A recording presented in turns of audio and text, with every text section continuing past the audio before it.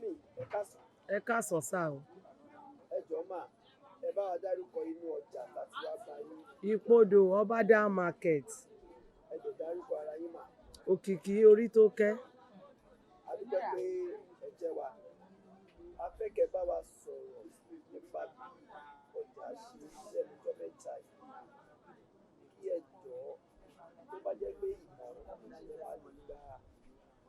àwọn tí ó wà ní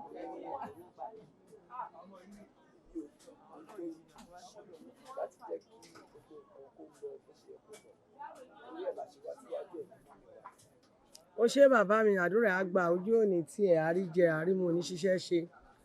Ìlú ò dára, ebi ń pa àwọn aráàlú jù. Gbogbo nǹkan ó ti wọ́n jù. Hello, wo Titus ẹyọ kan tó wà níbí báyìí.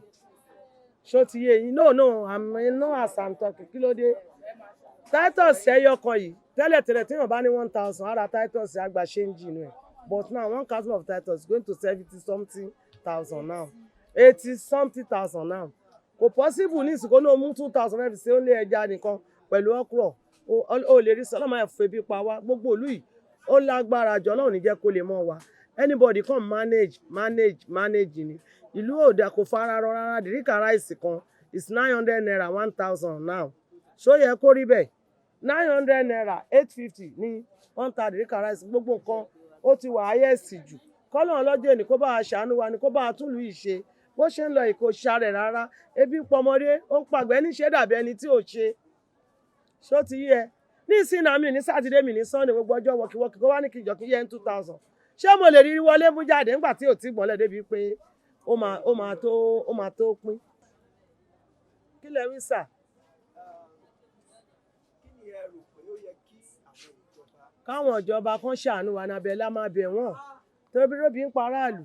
Ànágbára tó wọn. Lẹ́yìn Ọlọ́run, àwọn náà kù. Àwọn lolùdarí wa. Bọ̀ bí gbogbo ìlú ìbò ṣe ń rí, kò yẹ kó rí bẹ́ẹ̀. Ebi pa àwọn aráàlú gan. Ẹni ṣe dàbí ẹni tí ò ṣe ni. Ṣó ti yẹ? Débi pé àwa táwọn tajà lọ́jà, a lè jẹun ẹ̀mẹ́ta kó rẹ́gúlà. Tábà wo ọmọbìnrin tó rẹ̀ mo jẹ́ lówó ni. Tó dúró ìkòlè bí torí ọ̀rọ̀ tí mò ń sọ mo jẹ́ lówó. Mo ra tí kí n lè máa fi mú bí okùn inú mú. Torí okùn la máa fi gbé tìta. Mi ìrówó san. Ìyà yìí ti pọ̀ jù. ọ̀rọ̀ yẹn ó wúwo?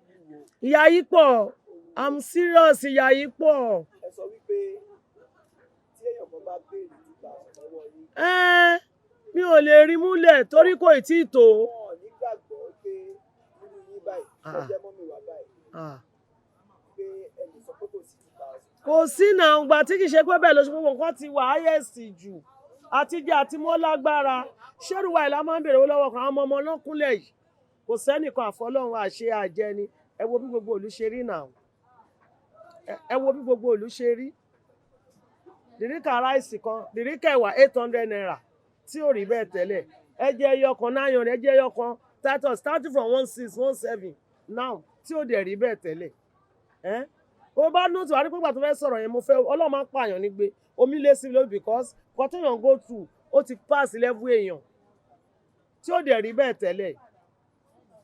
Afẹ́kẹ́ bá wa ṣàlàyé nípa Titus ṣáwá àwọn nǹkan tẹ bá.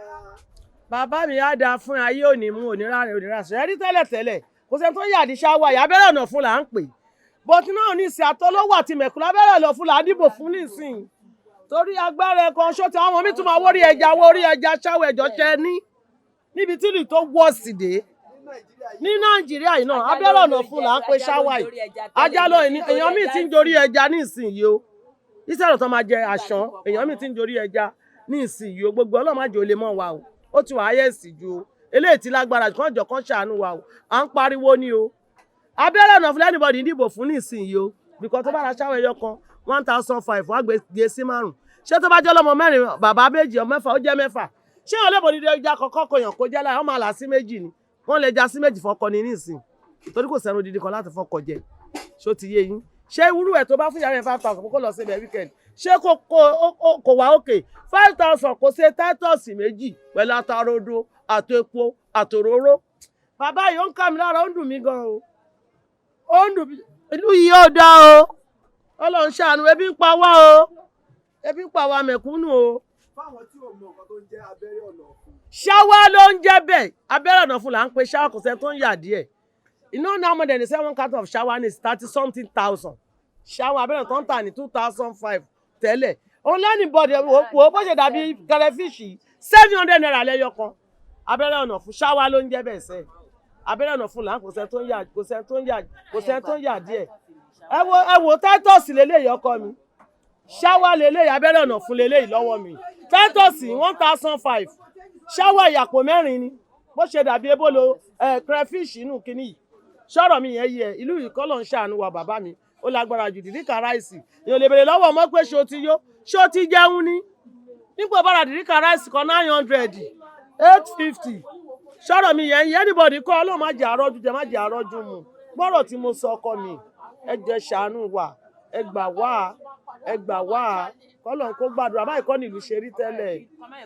ẹ wo kírètì ẹyin bàbá mi ọmọ ẹ tó ń tẹ ẹyà gíríkì ní ìsìn tó bá máa ṣe kọ̀kọ́ṣàn tí ó bá ṣe ìwára 3-5 ní kírètì ẹyin nígbà táwọn ẹ̀dẹ̀ ṣe ìyàwó tábà rẹ tí sílẹ̀ 2 láàbọ̀ 250-500 kírètì ó di 300,500 kírètì ẹyin ọkọ̀ ní ìsìn náà is 150 naira táwọn tó ní bá máa tàwọn tẹ ẹkọ̀ ní 200 ṣó yẹ kó rí bẹ́ẹ̀ tí ò yẹ kó rí bẹ́ẹ̀ ó ti háàdì jù Ọlọ́run ní jẹ́ kó háàdì mọ́ wa owó mọ́tò ṣe é kó gọ́kọ̀mù lójúmọ́ kí ni mò ń tà mò ń talá mo wọ mọ́tò 2005 ní ìjẹ́ 2000 lójúmọ́ ṣọ́rọ̀ mi yẹn yẹ àwọn onímọ́tò ní kí ló ṣubú tẹ̀hún gbogbo ẹ̀ ń gbà tepo tí wọ́n láti ilé epo bẹ́ẹ̀ dẹ̀ kọ́ lórí tẹ́lẹ̀ gàrí òṣèré ake gàrí 500 350 kárí kí ọ̀dà kan ní 617 16 15 epo òṣèré gbogbo kọ́ṣẹ́ kọjọ abẹ́ wọn kọ́ṣẹ́ náà mẹ̀kúnnù kọ́mọ èké bí pa wá pa o àwa Yorùbá ló ń jẹ lù ká ráìsì ló ń jẹ tá a mọ̀ ló ń jẹ gbogbo generally òun ló tún wá ló di góòlù yìí ebi pa àwọn aráàlú kọjọ kan ṣàánú wa kọ́mọ èké bí pa wá pa kan ṣàánú kọ́ gbọ́dọ̀ lọ́wọ́ dìde fún wa kan ṣàánú wa o ọlọ́mọ àjà kú sórí àṣeṣeṣe o. ẹ ṣe gan màá fẹ́ jẹ́ wa ọlọ́run àbáwá kó fún wọn nínú gbogbo nǹkan ayípadà. ó yí padà ní o. ẹ ṣe gan àdúgbò fún àsìkò.